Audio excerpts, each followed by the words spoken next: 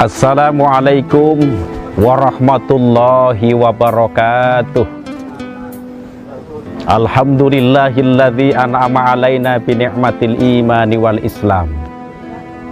Wassalatu wassalamu ala asyrafil anbiya'i wal mursalin wa ala alihi wa sahbihi ajma'in.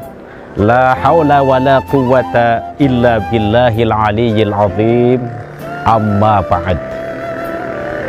Kaum muslimin, para pemirsa yang saya hormati, pertama, yang paling utama, marilah kita bersama-sama memanjatkan puja dan puji syukur kehadirat Allah Subhanahu wa Ta'ala yang telah memberikan nikmat-nikmatnya kepada kita semua, sehingga pada hari ini kita bisa berjumpa lagi, bertemu lagi dengan acara Untaian Hikmah.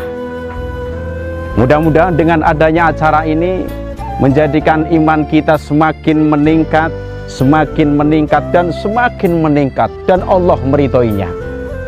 Amin ya rabbal alamin.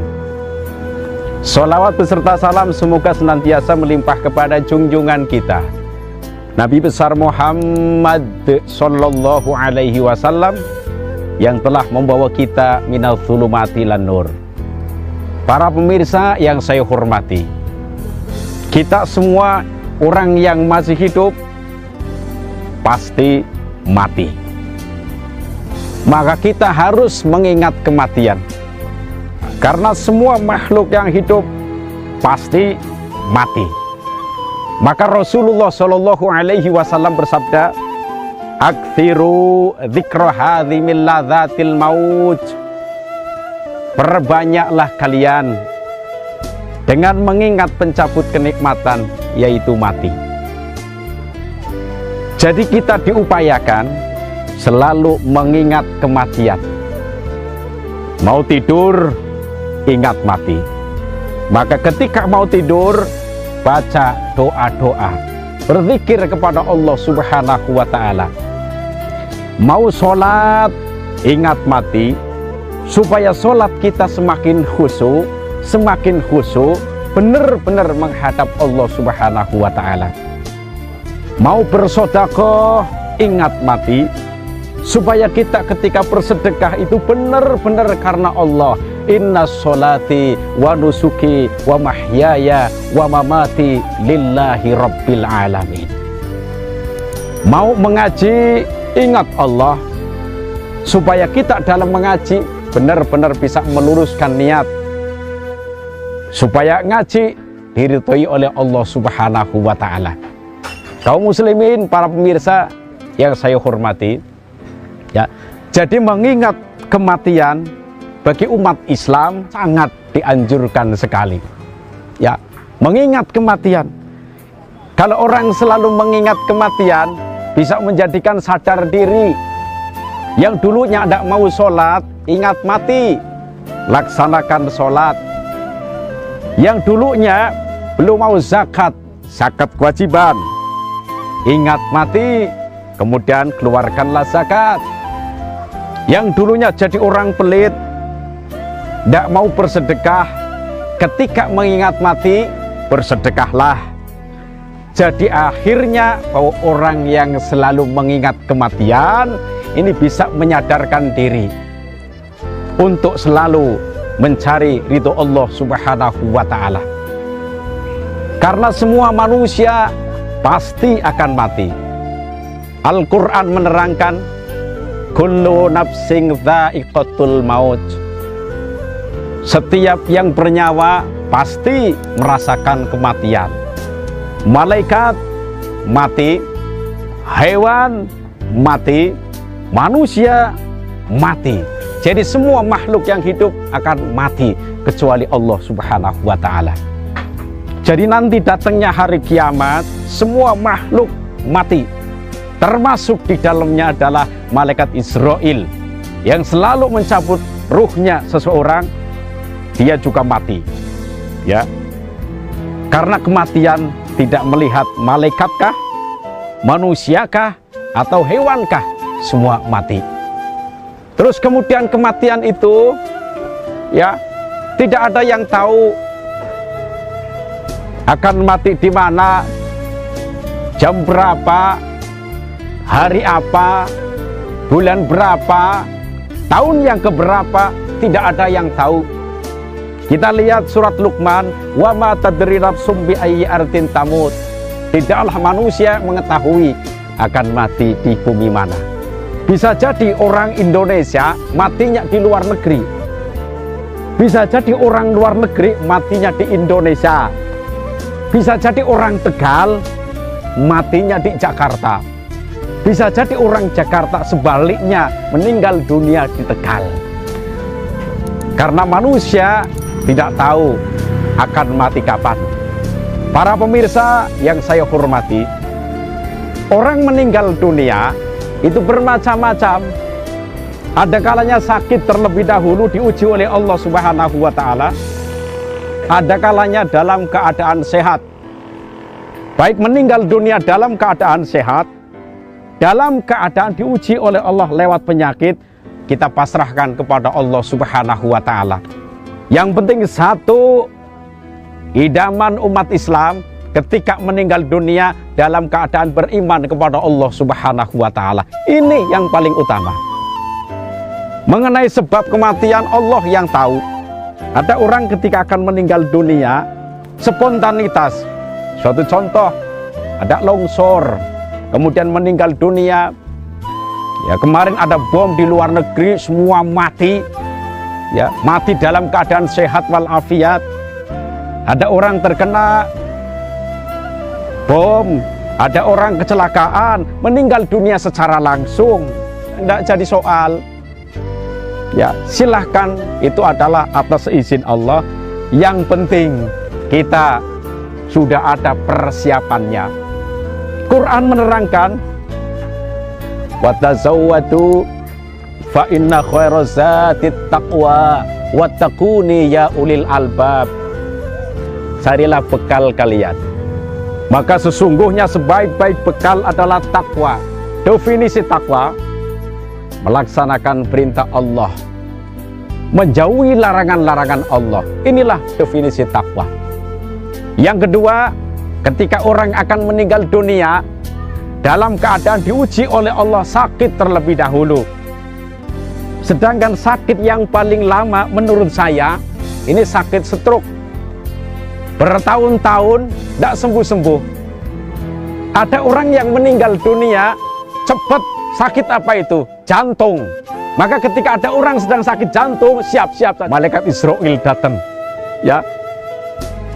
Tapi perlu diketahui, apabila ada orang akan meninggal dunia kemudian diuji oleh Allah Subhanahu wa Ta'ala lewat sakit terlebih dahulu, jangan khawatir, khusus orang yang beriman kepada Allah Subhanahu wa Ta'ala. Apa? Dosanya akan diampuni oleh Allah Subhanahu wa Ta'ala. Contoh, sakit 1 hari, dosa akan dikurangi.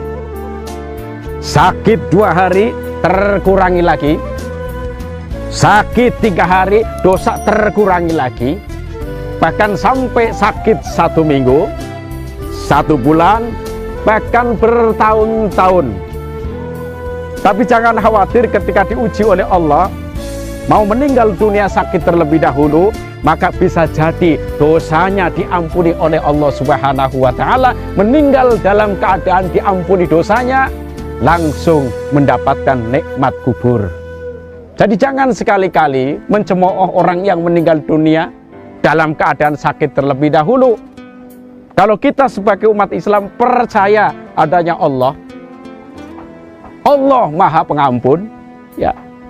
Kemudian proses kematian, Quran menerangkan, waja'at sakaratul mautu bil haq. Dan datanglah sakaratul maut dengan sebenar-benarnya. Proses kematian perlu diketahui. Contoh, orang yang akan meninggal dunia dalam keadaan beriman kepada Allah, sebelum malaikat Israel datang, maka terlebih dahulu malaikat-malaikat pembantu malaikat Israel datang terlebih dahulu. Suatu contoh, ini orang akan meninggal dunia nih dalam keadaan beriman kepada Allah. Sebelum malaikat Israel datang, terlebih dahulu malaikat-malaikat yang lain datang mengelilingi orang yang akan meninggal dunia. Yang kedua, baru malaikat Israel datang. Setelah datang, malaikat Israel berkata, "Ukhruj ayyuhar ruh," keluarlah wahai ruh. Mulai ruh ditarik oleh malaikat Israel alaihi salam. Setelah ditarik oleh malaikat Israel alaihi salam, mulai dimasukkan ke kain kafan yang warnanya putih.